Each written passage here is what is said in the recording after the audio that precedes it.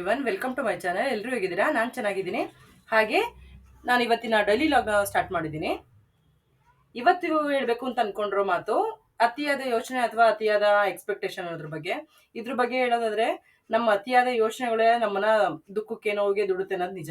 ಯಾವುದೇ ವಿಷಯದ ಬಗ್ಗೆ ಅತಿಯಾದ ಯೋಚನೆ ಅಥವಾ ಅತಿಯಾದ ಎಕ್ಸ್ಪೆಕ್ಟೇಷನ್ ಇಟ್ಕೊಂಡ್ರೆ ಅದರಿಂದ ನಮ್ಗೆ ನೋವಾಗುತ್ತೆ. ಅಥವಾ ಆ ಕೆಲಸಗಳು ಆಗ್ಲಿಲ್ಲ ಅಂತಂದ್ರೆ, ನಾವ್ ಅನ್ಕೊಂಡಿದ್ ನೆರವೇರಿಲ್ಲ ಅಂತಂದ್ರೆ ಅದರಿಂದ ತುಂಬಾನೇ ನೋವಾಗುತ್ತೆ, ತುಂಬಾನೇ ಬೇಜಾರಾಗುತ್ತೆ. ಈ ಬೇಜಾರಿಂದ ಹೇಗಾಗತ್ತೆ ಅಂತಂದ್ರೆ, ಆ ಇಡೀ ದಿನದ ಟೈಮ್ನ ನಾವು ವೇಸ್ಟ್ ಮಾಡ್ತೀವಿ. ಆ ಟೈಮ್ ಬೆಲೆ ನಮ್ಗೆ ಗೊತ್ತಿರಲ್ಲ ಅಷ್ಟೇನೆ. ಅದ್ರಲ್ಲೂ ಯಾವುದೇ ತರದ ಅತಿಯಾದ ಯೋಚನೆ ಅಥವಾ ಎಕ್ಸ್ಪೆಕ್ಟೇಷನ್ ಇಟ್ಕೊಂಡಿಲ್ಲ ಅಂತಂದ್ರೆ, ಸಿಕ್ಕಿರೋದ್ರಲ್ಲಿ ಖುಷಿಯಾಗಿರೋಕೆ ಇಷ್ಟಪಡ್ತೀವಿ. ಹಾಗೆ ಏನ್ ನಮಗೆ ಸಿಗುತ್ತೆ ಅದನ್ನ ಎಂಜಾಯ್ ಮಾಡೋದಕ್ಕೆ ಇಷ್ಟಪಡ್ತೀವಿ. ಹಾಗಂತ ಎಕ್ಸ್ಪೆಕ್ಟೇಷನ್ ಇಟ್ಕೊಳ್ಳೋದು ತಪ್ಪು ಅಂತ ನಾನು ಹೇಳ್ತಾ ಇಲ್ಲ. ಅತಿಯಾದ ಎಕ್ಸ್ಪೆಕ್ಟೇಷನ್ ಬೇಡ ಅಂತ ಅಷ್ಟೇ ನಾನು ಹೇಳ್ತಾ ಇರೋದು. ಅತಿಯಾದ ಎಕ್ಸ್ಪೆಕ್ಟೇಷನ್ ತುಂಬಾನೇ ನಮ್ಮನ್ನ ಹಾಳು ಮಾಡುತ್ತೆ. ಎಕ್ಸ್ಪೆಕ್ಟೇಷನ್ ಇಲ್ಲ ಅಂತಂದ್ರೆ ಜೀವನದಲ್ಲಿ ಯಾವುದೇ ತರ ಸಾರಾಂಶ ಇರೋದೇ ಇಲ್ಲ, ಅಥವಾ ಯಾವುದೇ ತರ ಇಂಟ್ರೆಸ್ಟ್ ಅನ್ನೋದೇ ಇರೋದಿಲ್ಲ. ಈಗ ಒಂದ್ ಉದಾಹರಣೆ, ಒಬ್ಬ ಸ್ಟೂಡೆಂಟ್ 95% ಬರ್ಬೇಕಿತ್ತು ಅಂತ ಅನ್ಕೊಂಡಿರ್ತಾನೆ ಅಂತ ಅನ್ಕೊಳ್ಳಿ. ಆದ್ರೆ ರಿಸಲ್ಟ್ ಬಂದಾಗ ಅವ್ನು 85% ಬಂತು ಅಂದ್ರೆ ಎಷ್ಟು ಬೇಜಾರಾಗುತ್ತೆ. ಅದ್ರ ಬದಲು ಅವ್ನು ಬರ್ದಿರೋದು ಕರೆಕ್ಟ್ ಇದೆಯಾ ಅಂತ ಅವನು ಟ್ಯಾಲಿ ಮಾಡ್ಕೊಂಡು ಎಷ್ಟೆಷ್ಟು ಬರ್ಬೋದು ಅಂತ, ಅದ್ರಲ್ಲಿ ಯಾವಾಗ್ಲೂ ಒಂದು 5% ಕಮ್ಮಿ ಬರುತ್ತೆ ಅಂತ ಒಂದು ಗೆಸ್ ಇಟ್ಕೊಂಡಿದ್ರೆ, ಅವ್ರದ್ದು ಕರೆಕ್ಷನ್ ಅಲ್ಲಿ ಏನಾದ್ರೂ ಮಿಸ್ಟೇಕ್ ಆದ್ರೆ ಅನ್ನೋ ತರ, ಅವಾಗ ರಿಸಲ್ಟ್ ಬಂದಾಗ ಅವ್ನಿಗೆ ಯಾವುದೇ ತರ ಬೇಜಾರ್ ಅಂತ ಅನ್ಸೋದಿಲ್ಲ. ಅಥವಾ ರಿಸಲ್ಟ್ ಬಂದಾಗ ಟೋಟಲ್ಗಿಂತ ಅವ್ನಿಗೆ ಜಾಸ್ತಿ ಏನಾದ್ರು ಬಂದಿತ್ತು ಅಂತಂದ್ರೆ ಅವ್ನು ತುಂಬಾನೇ ಖುಷಿ ಪಡ್ತಾನೆ. ಅವ್ನು ಅನ್ಕೊಂಡಿದ್ದಕ್ಕಿಂತನೂ ಜಾಸ್ತಿ ಖುಷಿ ಪಡ್ತಾನೆ. ಈ ರೀತಿ ನಾನು ಎಕ್ಸ್ಪೆಕ್ಟೇಷನ್ ಜಾಸ್ತಿ ಇಟ್ಕೋಬಾರ್ದು ಅಂತ ಅಷ್ಟೇ ನಾನು ಹೇಳಿದ್ದು. ಇಲ್ಲ, ಈಗ ನಾರ್ಮಲ್ ಲೈಫ್ ಅಲ್ಲಿ ಗಂಡ ಹೆಂಡತಿ ಬಗ್ಗೆ ಹೇಳೋದಾದ್ರೆ, ಈಗ ಹೆಂಡತಿ ಗಂಡ ಪ್ರತಿಯೊಂದು ಸೆಲೆಬ್ರೇಷನ್ಗೂ ಗೋಲ್ಡೇ ಕೊಡ್ಸ್ಬೇಕು ನಾವು ಎಕ್ಸ್ಪೆಕ್ಟೇಷನ್ ಇಟ್ಕೊಂಡ್ರೆ ಅದರಿಂದ ಮನೆಯಲ್ಲಿ ಜಗಳ ಅನ್ನೋದಾಗತ್ತೆ ಅಥವಾ ಬೇರೆ ನೋವುಗಳಾಗತ್ತೆ. ಅದ್ರ ಬದಲು ಈ ವರ್ಕ್ ಪ್ರೆಷರ್ಗಳ ಮಧ್ಯ ಕೂಡ ಸೆಲೆಬ್ರೇಷನ್ ಅನ್ನೋದನ್ನ ನೆನ್ಪಿಟ್ಕೊಂಡು ನಮ್ಗೆ ವಿಶ್ ಮಾಡ್ತಾರೆ, ಅಥವಾ ಅವ್ರು ಏನೋ ಒಂದು ಚಿಕ್ಕದಾಗಿ ತಂದ್ಕೊಟ್ರು ನಾನು ಖುಷಿಯಾಗಿರ್ತೀನಿ ಅನ್ನೋ ತರ ಚಿಕ್ಕ ಚಿಕ್ಕ ಆಸೆಗಳು ಇಟ್ಕೊಂಡ್ರೆ, ಅವ್ರು ಒಂದು ಸೀರೆ ತಂದ್ಕೊಟ್ರು ಕೂಡ ಹೆಂಡತಿ ಖುಷಿ ಪಡ್ತಾಳೆ. ಹೀಗೆ ನಾವು ಖುಷಿಯಾಗಿರ್ಬೇಕು ಅಂದ್ರೆ ಅತಿಯಾದ ಯೋಚನೆಗಳನ್ನ ಮತ್ತೆ ಅತಿಯಾದ ಎಕ್ಸ್ಪೆಕ್ಟೇಷನ್ಗಳನ್ನ ಬಿಡಲೇಬೇಕು. ಹಾಗೆ ಅವುಗಳನ್ನ ನಾವು ಬದಲಾಯಿಸ್ಕೊಳ್ಳೋದಕ್ಕೆ ಟ್ರೈ ಮಾಡಬೇಕು. ಈ ಮಾತು ನಿಮ್ಗೂ ಏನಾದ್ರೂ ಅನುಭವ ಬಂದಿದೆ ಅಂತ ಅನ್ಸಿದ್ರೆ ಪ್ಲೀಸ್ ಕಮೆಂಟ್ ಮಾಡಿ ತಿಳಿಸಿ. ಹಾಗೆ ಇರೋದ್ರಲ್ಲಿಯೇ ಖುಷಿ ಪಡೋದನ್ನ ಕಲ್ತಾಗ ಅಷ್ಟೇ ನಾವು ಕೆಲವೊಂದ್ಸಲ ಕಷ್ಟದ ದಿನಗಳನ್ನ ಸಹ ಧೈರ್ಯದಿಂದ ಎದುರಿಸಕ್ ಸಾಧ್ಯ ಆಗೋದು. ಇದು ಯುಗಾದಿ ಹಬ್ಬದಕ್ಕಿಂತ ಮುಂಚೆ ಮನೆ ಕ್ಲೀನ್ ಮಾಡೋದಕ್ಕೆ ಅಂತ ಹೇಳಿ ಹಬ್ಬಕ್ಕೋಸ್ಕರ ಮಾಡ್ಕೊಂಡಿದ್ದ ವ್ಲಾಗ್ ಇದು. ಇನ್ನೇನು ಯುಗಾದಿ ಹಬ್ಬ ಹತ್ರಕ್ಕೆ ಬಂದೇ ಬಿಡ್ತು, ಮನೆಯೆಲ್ಲ ಕ್ಲೀನ್ ಮಾಡ್ಕೊಳ್ಳೋಣ ಅಂತ ಅನ್ಕೊಂಡು ಕ್ಲೀನಿಂಗ್ ಎಲ್ಲ ಮುಗಿಸ್ಕೊಳ್ಳೋಣ. ಸ್ವಲ್ಪ ಸೋಫಾ ಮತ್ತೆ ಹಾಸಿಗೆಗಳನ್ನೆಲ್ಲ ಸ್ವಲ್ಪ ಡೀಪ್ ಕ್ಲೀನ್ ಮಾಡಬೇಕಾಗಿತ್ತು, ಸ್ವಲ್ಪ ವ್ಯಾಕ್ಯೂಮ್ ಕ್ಲೀನ್ ಮಾಡೋಣ ಅಂತ ಅನ್ಕೊಂಡಿದ್ದೆ. ಆದ್ರೆ ಮನೇಲಿ ಮಕ್ಕಳೆಲ್ಲ ಕಾಲೇಜ್ಗೆ ಹೋಗೋದು, ಹಸ್ಬೆಂಡ್ ಡ್ಯೂಟಿಗೆ ಹೊರಟು ಹೋದ್ರೆ ಫ್ರೀನೇ ಆಗ್ತಾ ಇರ್ಲಿಲ್ಲ. ಹಾಗಾಗಿ ಮನೇಲಿ ಯಾರಾದ್ರೂ ಇದ್ದಾಗಲೇ ಸ್ವಲ್ಪ ಕ್ಲೀನಿಂಗ್ ಕೆಲಸಗಳು ಮಾಡ್ಕೋಬೇಕಾಗಿತ್ತು. ಅವ್ರುಗಳು ಒಂದು ಹೆಲ್ಪ್ ಮಾಡ್ತಾರೆ ಅಂತ ಅನ್ನೋ ಕಾರಣದಿಂದಾಗಿ, ಹಾಗಾಗಿ ಮನೇಲಿ ಹಸ್ಬೆಂಡ್ ಇದ್ರು, ಅವರು ಸ್ವಲ್ಪ ಹೆಲ್ಪ್ ಮಾಡ್ಕೊಡ್ತೀನಿ ಅಂತಂದ್ರು. ಹಾಗಾಗಿ ಎಲ್ಲ ಕ್ಲೀನಿಂಗ್ ಕೆಲಸಗಳು ಮಾಡ್ಕೊಳ್ಳೋಣ ಅಂತ ಮಾಡ್ಕೋತಾ ಇದ್ದೆ. ಅಡಿಗೆ ಮನೆ ಕೆಲಸ ಎಲ್ಲ ನಾನು ಮಾಡ್ಕೊಳ್ಳೋಣ, ಅವ್ರು ಸ್ವಲ್ಪ ಸೋಫಾ ಕ್ಲೀನ್ ಎಲ್ಲ ಮಾಡ್ಕೊಡ್ತೀನಿ ಅಂತ ಹೇಳ್ತಾ ಇದ್ರು. ನಮ್ಮ ಊರ್ ಕಡೆ ಏನ್ ಮಾಡ್ತಾರೆ ಅಂತಂದ್ರೆ, ಯುಗಾದಿಲಿ ಎಲ್ಲ ಹಿರಿಯರಿಗೆ ಎಡೆ ಅಂತ ಇಡ್ತಾರೆ. ಹಾಗಾಗಿ ಸ್ವಲ್ಪ ಮನೆಯೆಲ್ಲ ಕ್ಲೀನ್ ಮಾಡ್ಕೊಳ್ಳೋಣ, ಹಾಸಿಗೆ ಸೋಫಾ ಎಲ್ಲ ಕ್ಲೀನ್ ಮಾಡ್ಬಿಟ್ಟು ಎಲ್ಲ ಬೆಡ್ಶೀಟ್ಸ್ಗಳನ್ನೆಲ್ಲದನ್ನು ಸ್ವಲ್ಪ ವಾಶ್ಗೆ ಹಾಕೋಣ, ವಾಷಿಂಗ್ ಮಿಷಿನ್ಗೆ ಹಾಕೋಣ ಅಂತ ಅಂದ್ಬಿಟ್ಟು ಎಲ್ಲಾನು ಒಂದ್ ಕಡೆಯಿಂದ ಕ್ಲೀನ್ ಮಾಡ್ತಾ ಇದ್ದೀನಿ. ಇವತ್ತು ಬೆಳಗ್ಗೆನೆ ಬೇಗ ಎದ್ಬಿಟ್ಟು ಸ್ವಲ್ಪ ಬಾಗ್ಲೆಲ್ಲ ಗುಡಿಸಿ ನೀರ್ ಹಾಕಿ ಸ್ವಲ್ಪ ಎಲ್ಲ ರಂಗೋಲಿ ಅಂತೆಲ್ಲ ಹಾಕ್ಬಿಟ್ಟು ಆಚೆ ಕೆಲಸ ಎಲ್ಲ ಮುಗಿಸ್ಕೊಂಡು ಒಳಗಡೆ ಬಂದ್ರೆ ಒಳಗಡೆ ಕೆಲಸ ಆಗುತ್ತೆ ಅಂತ ಅನ್ಕೊಂಡು ಮನೆ ಒಳಗಡೆ ಬಂದೆ. ಮನೆ ಒಳಗಡೆ ಬರ್ತೀನಿ, ಫಸ್ಟ್ ಅಡುಗೆ ಮನೆ ಕ್ಲೀನ್ ಮಾಡ್ಕೊಳ್ಳೋಣ ಅಂತ ಅನ್ಕೊಂಡೆ. ಫಸ್ಟು ಎಲ್ಲರೂ ಎದ್ದಿದ್ರಲ್ಲ, ಹಾಗಾಗಿ ಅವ್ರಿಗೆಲ್ಲರಿಗೂ ಬಿಸಿನೀರು, ಕಾಫಿ, ಹಾಲು, ಬಿಸ್ಕೆಟ್ಸ್ ಅಂತೆಲ್ಲ ಮಾಡ್ಕೊಟ್ಬಿಟ್ಟು ನಾನು ಸ್ವಲ್ಪ ಕಾಫಿ ಕುಡಿದು ಹಾಗೆ ಅಡುಗೆ ಮನೆ ಕ್ಲೀನಿಂಗ್ನ ಸ್ಟಾರ್ಟ್ ಮಾಡ್ಕೊಂಡ್ಬಿಟ್ಟಿದ್ದೀನಿ. ಅಡುಗೆ ಮನೇಲಿ ಜಾಸ್ತಿ ಧೂಳೇನೇ ಆಗಿರಲಿಲ್ಲ, ಯಾಕೆಂದರೆ ಎಲ್ಲ ಕಬೋರ್ಡ್ಗಳು ಇರೋದ್ರಿಂದ ಜಾಸ್ತಿ ಧೂಳೇನಾಗಿರಲಿಲ್ಲ. ಹಾಗೆ ಬಾಕ್ಸ್ಗಳು, ಈ ಅಕ್ಕಿ, ಹಸಿಟ್ಟಿಂದು ಮತ್ತೆ ಉಪ್ಪಿನ ಡಬ್ಬಗಳು, ಆಯಿಲ್ ಕ್ಯಾನು ಇವೆಲ್ಲದನ್ನು ಅಲ್ಲಲ್ಲೇ ಖಾಲಿ ಆದಾಗ ಅಲ್ಲಲ್ಲೇ ಖಾಲಿ ಆಗಿರುವಂಥ ಐಟಮ್ಸ್ನೆಲ್ಲ ರೀಫಿಲ್ ಮಾಡಿ ತುಂಬಿಟ್ಬಿಟ್ಟಿರ್ತೀನಿ. ಅಕ್ಕಿ ಆಗಲಿ, ಹಸಿಟ್ಟಾಗಲಿ ಅಥವಾ ಆಯಿಲ್ ಆಗಲಿ, ಉಪ್ಪಿನ ಡಬ್ಬಗಳಾಗಲಿ ಖಾಲಿ ಆದಾಗ ಅಲ್ಲಲ್ಲೇ ತೊಳೆದು ಕ್ಲೀನ್ ಮಾಡಿ ಇಟ್ಟಿರ್ತೀನಿ. ಈಗ ಅಂದ್ರೆ ಈಗೆಲ್ಲ ಡೋರ್ಗಳೆಲ್ಲ ಕ್ಲೋಸ್ ಇರೋದ್ರಿಂದ ಜಾಸ್ತಿ ಏನು ಧೂಳೇನಾಗಿರ್ಲಿಲ್ಲ. ದಿನ ಯೂಸ್ ಮಾಡುವಾಗ ಮುಟ್ಟಿರ್ತೀವಲ್ಲ, ಒಂದ್ಸಲ ಕ್ಲೀನ್ ಮಾಡಿದ್ರು ಕೂಡ ಇನ್ನೊಂದ್ಸಲ ಕ್ಲೀನ್ ಮಾಡ್ಕೋಣ ಅಂತ ಅಂದ್ಬಿಟ್ಟು ಎಲ್ಲದನ್ನು ಕೆಳಗೆ ಇಳಿಸಿ ಒಂದ್ಸಲ ಧೂಳೆಲ್ಲ ಕ್ಲೀನ್ ಮಾಡಿ ಒರೆಸಿ ಇಡ್ತಾ ಇದ್ದೀನಿ ಅಷ್ಟೇನೆ. ಹಾಗೆ ದಿನ ಪಾತ್ರೆಗಳನ್ನ ತೊಳೆದಿಡುವಂಥದ್ದು ಟ್ರೇನು ಕೂಡ ಎಲ್ಲ ತೊಳೆದಿಟ್ಟೆ. ಇವತ್ತು ಎಷ್ಟು ಕೆಲಸ ಆಗುತ್ತೋ ಅಷ್ಟು ಕೆಲಸಗಳನ್ನೆಲ್ಲ ಮುಗಿಸ್ಕೊಂಬೋಣ ಅಂತ ಅನ್ಕೊಂಡು ಎಲ್ಲ ಕೆಲಸನ ಮಾಡ್ಕೋತಾ ಇದ್ದೀನಿ. ಜಾಸ್ತಿ ಏನು ಧೂಳಾಗಿರ್ಲಿಲ್ವಲ್ಲ, ಬೇಗ ಮಾಡ್ಕೋಬೋದು ಅಂತ ಅನ್ಕೊಂಡು ಮಾಡ್ತಾ ಇದ್ದೆ. ಹಾಗೆ ಡ್ರೈ ಫ್ರೂಟ್ಸ್ ಬಾಕ್ಸ್ಗಳೆಲ್ಲ ಯಾವ್ದು ಖಾಲಿ ಆಗಿತ್ತು ಅದನ್ನೆಲ್ಲ ರಿಫಿಲ್ ಮಾಡಿ ಇಟ್ಕೊಂಡೆ. ಹಾಗೆ ಕಾಳು, ರವೆ, ಹೀಗೆ ಏನೇನು ಖಾಲಿ ಆಗಿತ್ತು ಎಲ್ಲದೂ ನನಗೆ ರಿಫಿಲ್ ಮಾಡಿ ಇಟ್ಬಿಟ್ಟಿದ್ದೀನಿ.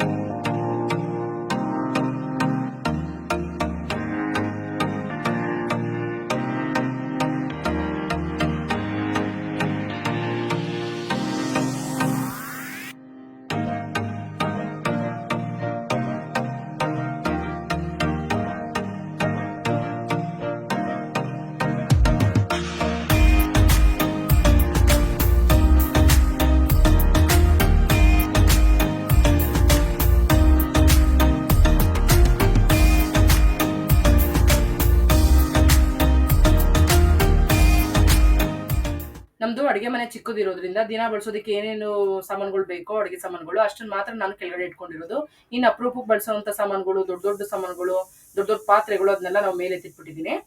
ಇನ್ನು ದಿನ ಡೈಲಿ ಯೂಸಿಗೆ ಬಳಸುವಂಥ ಸಾಮಾನುಗಳನ್ನ ಡೈಲಿ ಬೇಸಿಸ್ ಕೆಲಸ ಮಾಡುವಾಗಲೇ ಅಲ್ಲಲ್ಲೇ ಕ್ಲೀನ್ ಮಾಡ್ಕೊಳ್ಳೋದ್ರಿಂದ ಡೀಪ್ ಕ್ಲೀನಿಂಗ್ ಅಂತ ಏನಿರಲಿಲ್ಲ ಅಡುಗೆ ಮನೆಯಲ್ಲಿ. ಏನಿದ್ರು ಜಸ್ಟ್ ಡಸ್ಟ್ ಕ್ಲೀನಿಂಗ್ ಮಾತ್ರ ಇದ್ದಿದ್ದು. ಅದನ್ನೆಲ್ಲ ಬೇಗ ಬೇಗನೆ ಮಾಡ್ಕೊತಾ ಇದ್ದೀನಿ. ಇವತ್ತು ಜಾಸ್ತಿ ಕೆಲಸ ಇರೋದ್ರಿಂದ ಬಾಗಿಲಿಗೆ ಗೇಟ್ ಹತ್ರ ಚಿಕ್ಕದಾಗಿ ರಂಗೋಲಿ ಹಾಕಿದ್ದೆ. ಹಾಗೆ ಸಿಂಕ್ ಹತ್ರ ಬಂದರೆ ಸಿಂಕಿಂದ ಮೇಲ್ಕಾದಂಗೆ ಒಂದು ಸ್ಟೆಪ್ ಇದೆ, ಅಲ್ಲಿ ಸ್ವಲ್ಪ ಆಯಿಲ್ ಬಾಟ್ಲುಗಳು, ಸ್ಪೂನ್ ಸ್ಟ್ಯಾಂಡ್ ಎಲ್ಲ ಜೋಡಿಸ್ಕೊಂಡಿದ್ದೀನಿ. ಅದನ್ನ ಸ್ವಲ್ಪ ಕ್ಲೀನ್ ಮಾಡ್ಕೊಂಬೇಡ ಅಂತ ಅನ್ಕೊಂಡೆ. ಫಸ್ಟು ಸಿಂಕಲ್ಲಿರೋ ಪಾತ್ರೆನೆಲ್ಲ ಜೋಡಿಸ್ಬಿಡು, ಬೆಳಿಗ್ಗೆ ತೊಳೆದು ಕ್ಲೀನ್ ಮಾಡಿಕೊಂಡು ಸ್ಟ್ಯಾಂಡಿಗೆ ಹಾಕ್ಬಿಟ್ರೆ ಒಂದು ಹಾಫ್ ಆನ್ ಅವರು ನೀರೆಲ್ಲ ಸೋರ್ಕೊಂಡಿರುತ್ತೆ. ಆಮೇಲೆ ಅದನ್ನೆಲ್ಲ ಬಟ್ಟೆಲಿ ಒರೆಸ್ಬಿಟ್ಟು ಸ್ಟ್ಯಾಂಡ್ ಒಳಗೆ ಹಾಕಕ್ಕೆ ಸರಿ ಹೋಗುತ್ತೆ ಅಂತ ಅನ್ಕೊಂಡು ಪಾತ್ರೆ ಎಲ್ಲ ತೊಳೆದಿಟ್ಕೋತಾ ಇದ್ದೀನಿ. ಅದನ್ನೆಲ್ಲ ಸ್ಟ್ಯಾಂಡಲ್ಲಿ ಹಾಕ್ಬಿಡ್ತೀನಿ ಈಗಲೇ. ಹಾಗೆ ಮೇಲ್ಗಡೆ ಸೆಲ್ಫ್ನೆಲ್ಲ ನಾನು ಒಂದ್ಸಲ ಎಲ್ಲ ಕ್ಲೀನ್ ಮಾಡ್ಕೋತಾ ಇದ್ದೀನಿ. ಸ್ಪೂನ್ಗಳನ್ನೆಲ್ಲ ಕ್ಲೀನ್ ಮಾಡ್ಕೊಂಡು ನೆಕ್ಸ್ಟ್ ನಾನು ಅಡುಗೆಗೆ ಜೋಡಿಸ್ಕೊಳ್ಳೋದು ಬೇರೆ ಇತ್ತು. ತಿಂಡಿ ಅಡುಗೆ ಅಂತೆಲ್ಲ ಒಂದೇ ಸಲ ಮುಗಿಸ್ಕೊಂಡು ಅಡುಗೆ ಮನೆಯಿಂದ ಆಚೆ ಹೋದ್ರೆ ಆಚೆ ಹಾಲಲ್ಲಿ ಮತ್ತೆ ಹಾಸಿಗೆ ಸೋಫಾ ಎಲ್ಲ ಕ್ಲೀನ್ ಮಾಡಕ್ಕೆ ಸರಿ ಹೋಗುತ್ತೆ ಅಂತ ಬೇಗ ಬೇಗ ಕೆಲಸ ಮಾಡ್ಕೋತಾ ಇದ್ದೆ.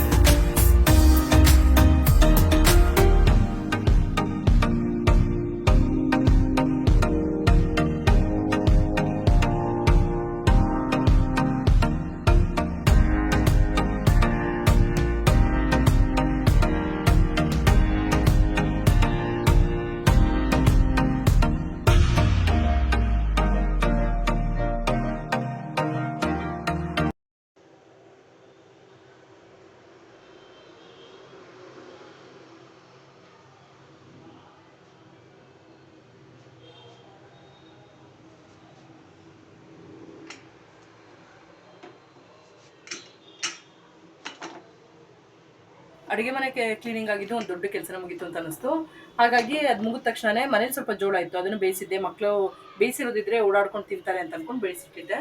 ಹಾಗೆ ಸ್ವಲ್ಪ ಬಿಸಿಬೇಳೆ ಭಾತ್ ಮಾಡ್ಬಿಡೋಣ, ಅವ್ರಿಗೆ ಇಷ್ಟ ಆಗುತ್ತೆ ಅಂತ ಅಂದ್ಬಿಟ್ಟು ಬಿಸಿಬೇಳೆ ಭಾತು ನೆಂಚ್ಕೊಳ್ಳೋದಕ್ಕೆ ಅಂತೇಳಿ ಬಜ್ಜಿ ಮಾಡೋಣ ಅಂತೇಳಿ ಮನೇಲಿ ಬಜ್ಜಿ ಮೆಣಸಿಕಾಯಿ ಇತ್ತು, ಹಾಗೆ ಬಜ್ಜಿ ಮಾಡೋಣ ಅಂತೆಲ್ಲ ರೆಡಿ ಮಾಡ್ಕೊತಾ ಇದ್ದೀನಿ.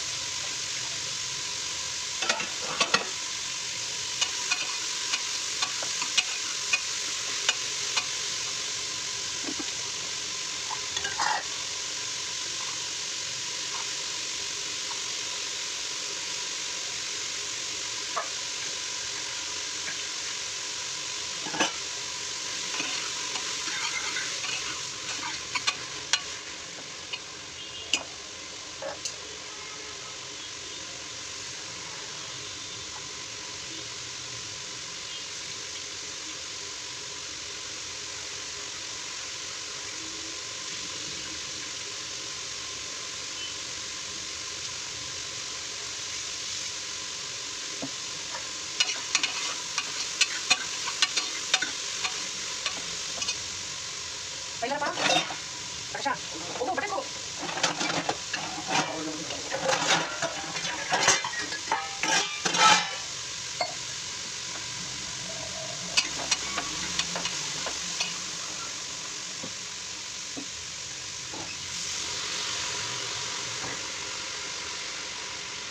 Masih mau kena udah betul.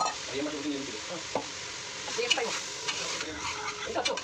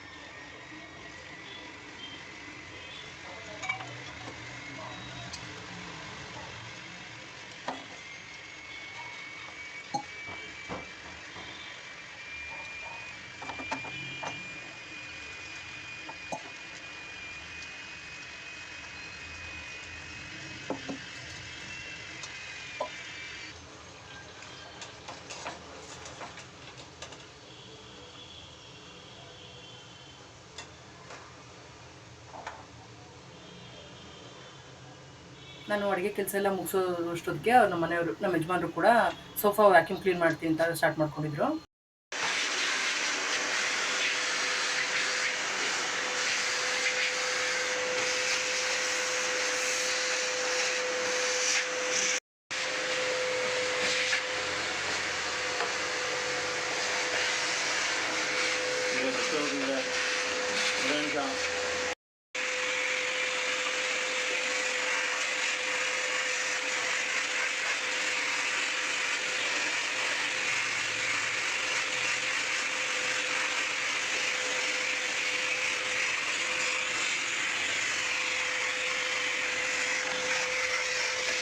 ಸಾಕು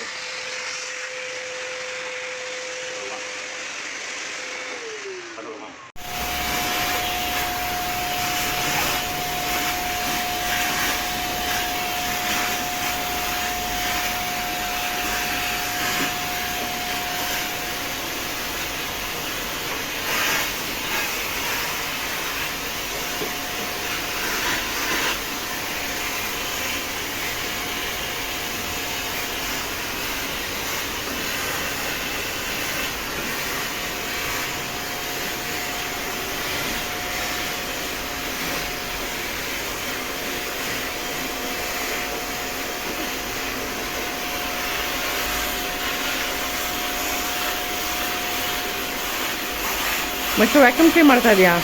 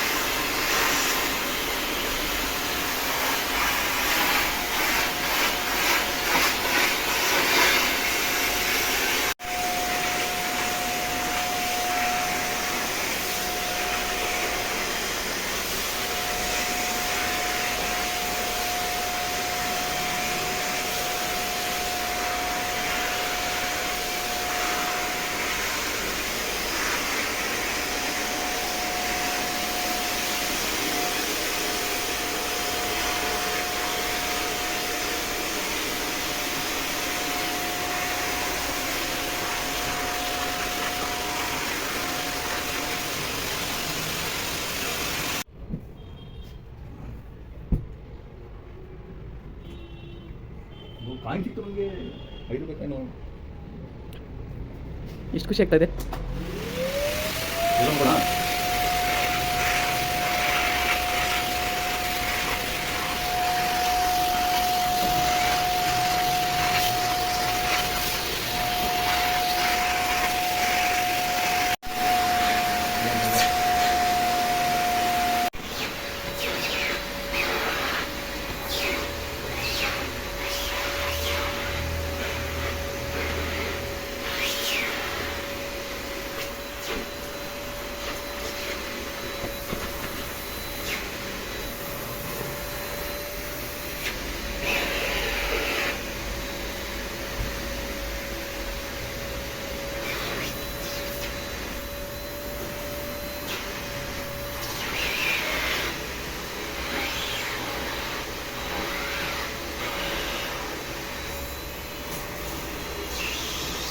ಸೋಫಾ ಮತ್ತು ಹಾಸಿಗೆನೆಲ್ಲ ಎರಡು ರೂಮ್ದು ಹಾಸಿಗೆಗಳ್ನು ಕೂಡ ನಾವು 4 ತಿಂಗಳಿಗೆ 5 ತಿಂಗಳಿಗೆ ಒಂದ್ಸಲ ವ್ಯಾಕ್ಯೂಮ್ ಕ್ಲೀನ್ ಮಾಡ್ತಾರೆ.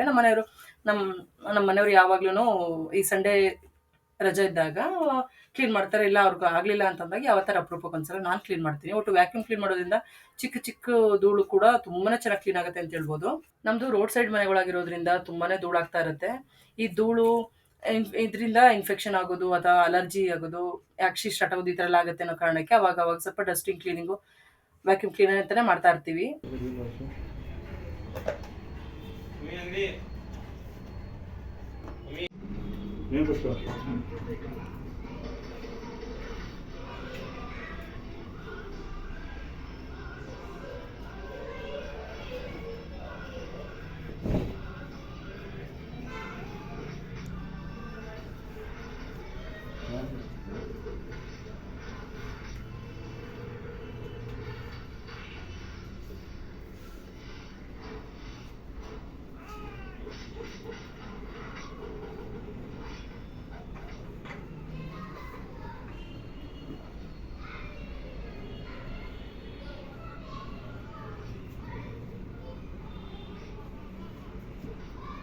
ನಾರ್ಮಲ್ ಸೋಫಾ ಕ್ಲೀನಿಂಗ್ ಆಗಿದ್ರೆ ನನಗೆ ಹೇಳ್ತಾ ಇದ್ರಿ ಅಲ್ವಾ, ವ್ಯಾಕ್ಯೂಮ್ ಕ್ಲೀನ್ ಆಗಿರೋದಕ್ಕೆ ನೀವು ಮಾಡ್ತಾ ಇದ್ದೀರಾ? ಹಾಂ,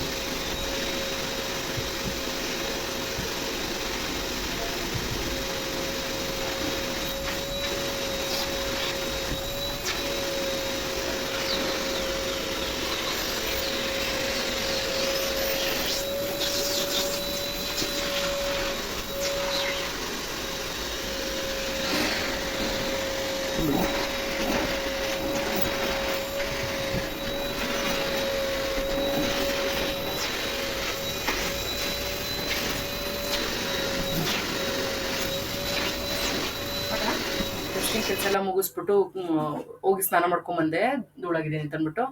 ಅಷ್ಟೊತ್ತಿಗೆ ಬೆಳಗ್ಗೆ ನಮ್ಮ ಮನೆಯವರು ತರಕಾರಿ ಜೊತೆಗೆ ಕಲ್ಲಂಗಡಿ ಹಣ್ಣು ತೊಗೊಂಬಂದಿದ್ರು. ಈಗ ಸಮ್ಮರ್ ಆಗಿರೋದ್ರಿಂದ ಅದನ್ನ ಕಟ್ ಮಾಡ್ಕೊಂಡು ತಿನ್ನೋಣ ಅಂತ ಅಂದ್ಬಿಟ್ಟು ಎಲ್ಲ ಕುತ್ಕೊಂಡು ತಿಂತಾ ಇದ್ವಿ. ಈ ಸಲ ತುಂಬಾನೇ ಬಿಸಿಲಿದೆ, ಇದ್ದಕ್ಕಿದ್ದಾಗೆ ಮಳೆ ಬರುತ್ತೆ, ಇದ್ದಕ್ಕಿದ್ದಾಗೆ ಬಿಸಿಲು ಜಾಸ್ತಿ ಆಗುತ್ತೆ ಆ ಥರ. ಆಮೇಲೆ ತುಂಬಾನೇ ಸೆಕೆ ಇದೆ, ಮನೆಯೊಳಗೆ ಇರೋಕೆ ಆಗಲ್ಲ, ಅಷ್ಟು ಸೆಕೆ ಇದೆ. ಈ ಟೈಮಲ್ಲಿ ಊಟಕ್ಕಿಂತ ಜಾಸ್ತಿ ನೀರು ಕುಡಿಬೇಕು ಅನ್ನೋದೇ ಜಾಸ್ತಿ ಆಗುತ್ತೆ. ಹಾಗಾಗಿ ಸ್ವಲ್ಪ ಜ್ಯೂಸ್ಗಳು ತಗೋಬೇಕು. ಇದು ಕಲ್ಲಂಗಡಿ ಹಣ್ಣು ಸೀಸನ್ ಆಗಿರೋದ್ರಿಂದ ಅವಾಗವಾಗ ಕಲ್ಲಂಗಡಿ ಹಣ್ಣು ತರ್ತಾ ಇರ್ತಾರೆ ಮನೆಯವರು. ಹಾಗೆ ಸ್ವಲ್ಪ ಮಸಕ್ ಮನೆನೂ ತರಿಸಿದ್ದೆ, ಅದ್ರ ಜ್ಯೂಸ್ ಮಾಡಬೇಕು. ಅದು ನಾಳೆ ಆರ್ಡರ್ ಮಾಡೋಣ ಅಂದ್ಕೊಂಡು ಸುಮ್ಮನಾಗಿದ್ದೆ. ಈ ವಿಡಿಯೋ ಏನಾದರೂ ನಿಮ್ಗೆ ಇಷ್ಟ ಆಗಿದ್ರೆ, ಯಾರೆಲ್ಲ ನನ್ನ ಚಾನಲ್ನ ಸಬ್ಸ್ಕ್ರೈಬ್ ಮಾಡದೆ ನೋಡ್ತಾ ಇದ್ದೀರಾ, ಪ್ಲೀಸ್ ನನ್ನ ಚಾನಲ್ನ ಸಬ್ಸ್ಕ್ರೈಬ್ ಮಾಡ್ಕೊಂಡು ನೋಡಿ. ಹಾಗೆ ನಿಮ್ಮ ಫ್ರೆಂಡ್ಸು ಫ್ಯಾಮಿಲಿ ಮೆಂಬರ್ಸ್ಗೂ ಕೂಡ ಶೇರ್ ಮಾಡಿ. ಹಾಗೆ ನನ್ನ ಚಾನಲ್ ಸಪೋರ್ಟ್ ಮಾಡಿ ಅಂತ ಕೇಳ್ಕೊತೀನಿ. Thank you for watching.